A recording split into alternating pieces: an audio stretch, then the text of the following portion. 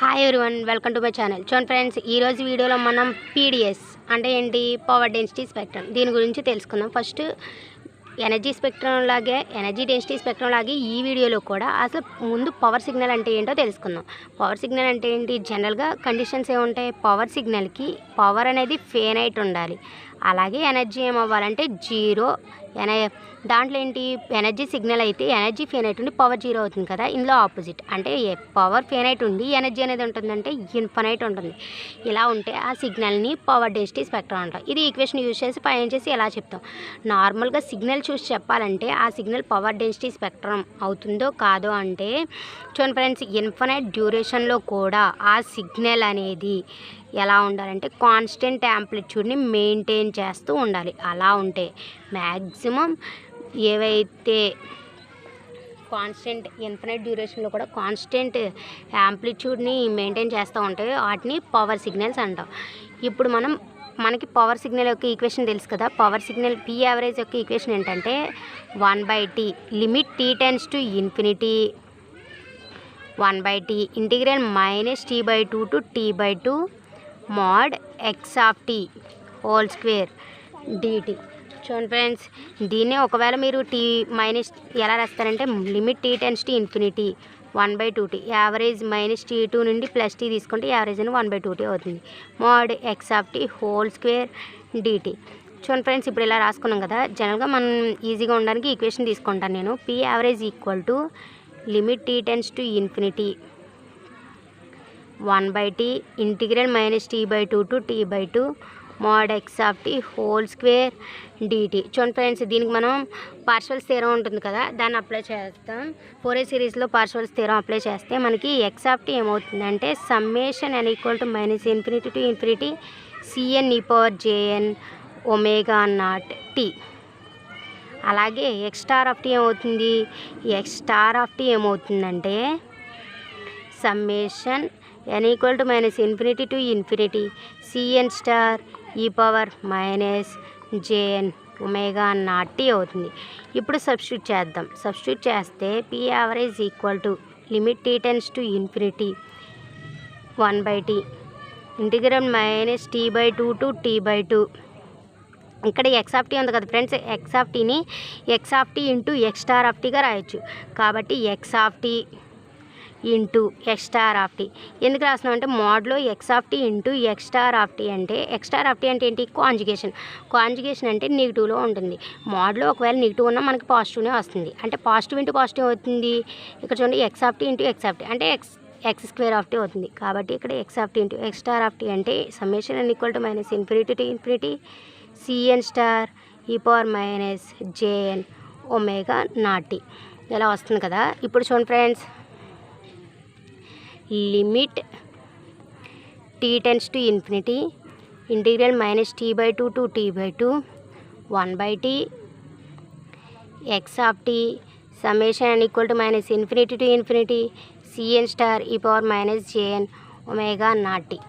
ఇప్పుడు ఇదే కదా ఈక్వేషన్, దీన్ని ఎలా రాస్తానంటే 1/t summation n equal to -∞ to ∞ cn star limit t tends to infinity integral -t/2 to t/2 x of t e⁻jn omega naught t dt. చూడండి friends, ఇక్కడ ఈక్వేషన్లో dt ఉంది కానీ మనం ఇక్కడ dt రాలే, కాబట్టి dt ఇక్కడ dt అర్థమైంది కదా ఫ్రెండ్స్. దీన్ని ఎలా రాస్తామంటే limit t tends to infinity 1/t summation n equal to -∞ to ∞ cn star integral -t/2 to t/2 x of t e⁻jn omega naught t dt.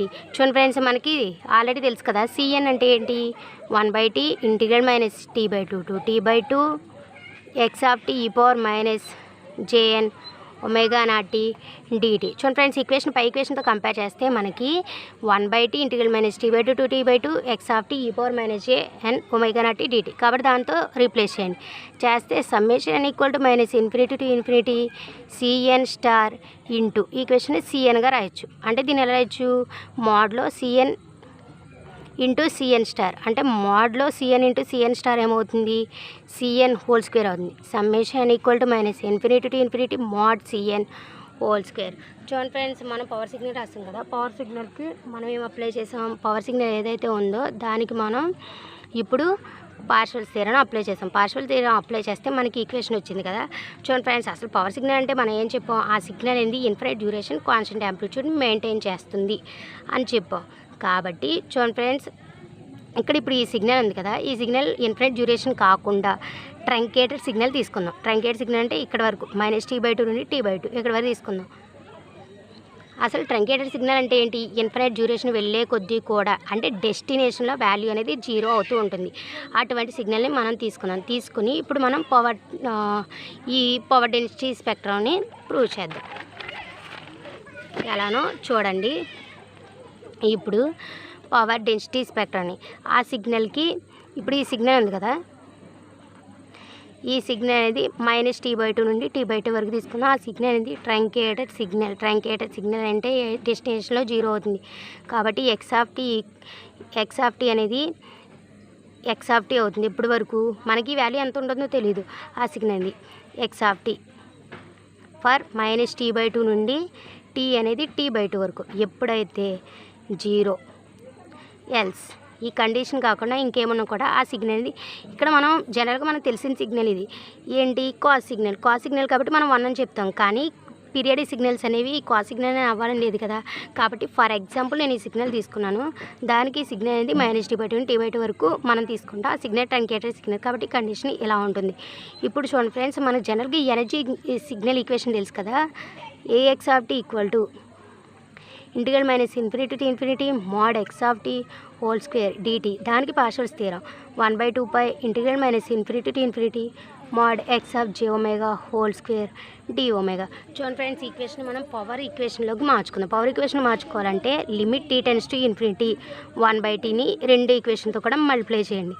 mod x whole square dt limit t → ∞ 1/t 1/2π integral -∞ to ∞ mod x(j⍵) whole square dω. చూడండి friends, equation ఎలా ఉంది, మనకి ఈ equation ఏదైతే ఉందో power సిగ్నల్లో ఉంది. మనం equation ఎలా తీసుకోవాలి, చూడండి ఫ్రెండ్స్, మనం సిగ్నల్ ఏదైతే ఉందో దాన్ని -t/2 నుండి t/2 వరకు తీసుకోవాలి. కాబట్టి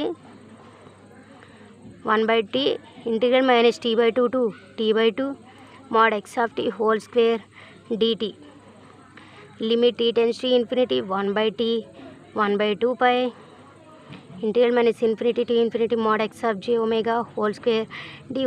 చూడండి ఫ్రెండ్స్, -∞ నుండి ఇన్ఫినిటీలో ఈ సిగ్నల్ ఏదైతే ఉందో అంటే ఇక్కడ నుండి ఇక్కడ వరకు ఎగ్జిస్ట్ అవుతుంది. మళ్ళీ అలాగే -t/2 నుండి -∞ వరకు t/2 నుండి +∞ వరకు ఆ వాల్యూ ఏదైతే ఉందో అది 0 అవుతుంది. కాబట్టి ఈ సిగ్నల్ని -∞ నుండి +∞ వరకు రాసుకోవచ్చు. అలాగే -t/2 నుండి t/2 వరకు మాత్రం ఎగ్జిస్ట్ అవుతుంది, అది 0 అవుతుంది కదా. అంటే దీన్ని ఎలా రాయొచ్చు, 1/t limit -∞ to ∞ mod x whole square dt integral limit t → 1/t 1/2π integral ఇక్కడ -t/2 నుండి t/2 వరకు అని రాస్తాం. అలాగే -t/2 +t/2 రాసిన -∞ +∞ వరకు రాసిన ఈ సిగ్నల్ ఇక్కడే ఎగ్జిస్ట్ అవుతుంది. మిగతా రీజియన్లో 0 అవుతుంది. కాబట్టి దాన్ని మనం ఇలా కూడా రాసుకుంటాం, x(j⍵) హోల్ స్క్వేర్ dω. చూడండి ఫ్రెండ్స్, దీన్ని P యావరేజ్. అది P average equal to limit t → ∞ 1/t 1/2π integral -∞ to ∞ xt(j⍵) whole square dω. చూడండి ఫ్రెండ్స్, లిమిట్ t → ∞ 1/t అలాగే mod x(j⍵) హోల్ స్క్వేర్ ఏదైతే ఉంటుందో ఈ ఈక్వేషన్ మొత్తం ఏదైతే ఉంటుందో దాన్ని మనం s(ω) ఒక వేరియబుల్ అనుకుంటాం, s(ω) అనుకుంటాం. ఈ ఫంక్షన్ అనేది ఒమేగాలో ఉంది కాబట్టి s(ω) అనుకుంటాం. ఇప్పుడు దాన్ని సబ్స్టిట్యూట్ చేయండి. సబ్స్టిట్యూట్ చేస్తే P average equal to integral -∞ to ∞ 1/2π s(ω) dω. చూడండి ఫ్రెండ్స్, దీనే ఫ్రీక్వెన్సీ డొమైన్లోకి మార్చుకుంటే W = 2πf. అంటే dw equal to 2π df substitute చేయండి. p average equal to 1/2π integrate minus infinity to infinity del s of f d omega అంటే 2π df f 2π cancel. p average equal to integrate minus infinity to infinity del of f df. Okay friends, ఇప్పుడు power density స్పెక్ట్రమ్ని ఎలా find చేయాలో అర్థమైంది కదా. అంటే P యావరేజ్ని ఎలా find చేయాలో, ఫ్రీక్వెన్సీ డొమైన్లో ఎలా ఫైండ్ చేయాలో అర్థమైంది కదా. ఈ కాన్సెప్ట్ అయితే మీకు అర్థమైంది అనుకుంటున్నాను. Okay friends, thanks for watching.